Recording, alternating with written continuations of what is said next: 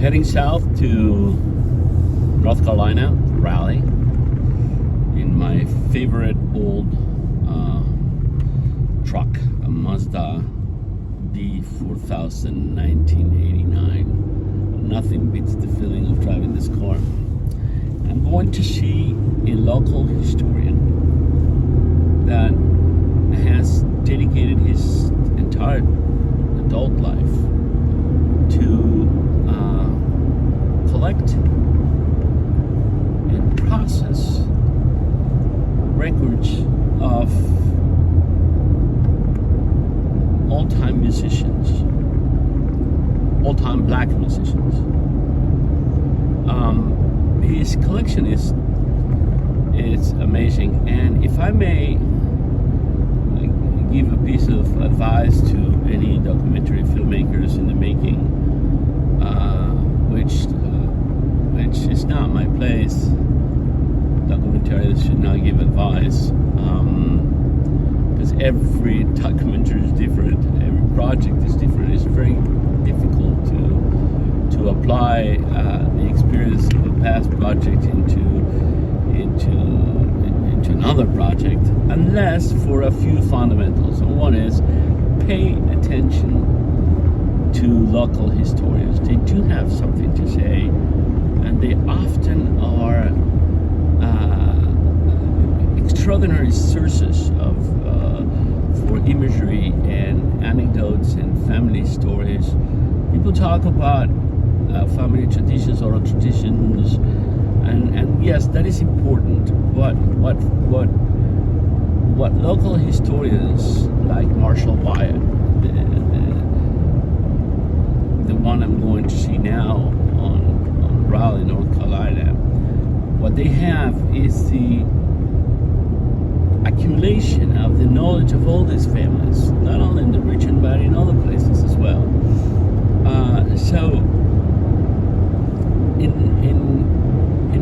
in this particular case, Black Fiddlers, which is the film I'm working on, it's been very, I would say, difficult to convince Mr. Wyatt, Marshall, to cooperate, because we need to understand that these folks who have been doing this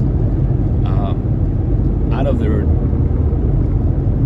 interest and passion for a subject for their entire lives, they've never collected on it. They're not in it for the money. Obviously, neither are we as a documentary filmmaker, because documentaries do not make money. It's an extraordinary excuse to lose your own. But going back to the historian and not to the documentarian, they've always been treasuring this, hoping for a great opportunity to show it, to display it. And they're most definitely, in most cases that I've known, and I've known a few Marshall Wyatts in my life, they're not even interested in having their name perpetuated. They just want to make sure that what they have collected and treasured throughout all these years is put to good use. So it hasn't been easy. In fact, it's taken me, I would say, a good 6 months. First, to find him. Second, to get him to answer my phone calls or return my emails. Third, to welcome me into his house for the first time. And it wasn't until I sent him the first reel of the film that he was able to assess the value of what I was doing, the importance of the work we were carrying on, and I think that first, that is flattering, especially coming from somebody as knowledgeable as he is. And second, I think it's is being vetted is not a bad thing. It's a good thing. It's definitely in a way of in a world as we live in today of imposters and fake news and self-promoted individuals who say they are who they are not and they've never been. Vetting takes time. It takes 6 months. It could take up to a year. So the advice is be patient. If you're on the right track and you're doing the right thing, eventually others who are pursuing the same interests will join you and will reinforce you. I think that since Mr. Marshall Wyatt and I started talking about working together on Black Fiddlers, he's been a great contributor. He let me know where I made mistakes and helped me correct them as much as possible. In fact, the purpose of this trip now, I'm heading south on Route 20, also known as Constitutional Road route, from Charlottesville to Raleigh, North Carolina. The purpose of this trip is to record him explaining the difficult and complex period between the late 1870s and the early 1830s when it comes to fiddling music and the role played in the later part of that period by the Lomax family. The Lomax family is John Lomax Sr., John Lomax Jr., and Adam Lomax.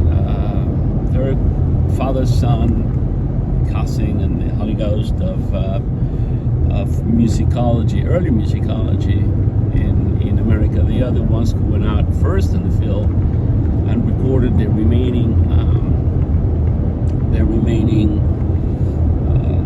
musicians in the countryside, in Arkansas, in Alabama. Black men with a guitar, a banjo, or a fiddle, or black women dancing. They did an extraordinary job. I mean, without what the Lomaxes, without their work, none of what Marshall Wyatt did would have been possible, and definitely nothing of what I am doing now. And I've dedicated a year of my life, only a year of my life, I should say, to this project of Black Fiddlers. So I need to stay on my lane, and I also need to have Marshall explain to me today how these generations of black fiddlers, in which order they come, and how are they represented. There is the Smiths, and there's the Baxters, and of course the Joe Thompson, which I have already approached in another town here in North Carolina called Mebane a while ago, when I believed I did some recording on the road about Joe Thompson, and another local historian and a relative of Joe Thompson called Iris Thompson, who herself did a film in the 1980s, I believe, about the life and works of Joe Thompson. Joe Thompson being probably the quote-unquote last old-time fiddler, black old-time fiddler, the one who passed on, according to the legend, the baton to two young fiddlers, Justin Robinson and Rhiannon Giddens. And they formed a string band called the Carolina Chocolate Drops, who of course went on to win a Grammy Award and several Grammys. I don't know, I'm not good at counting Grammys, but they were very successful at what they did. They did an extraordinary job bringing these old tunes and this music into the foreground of American folklore.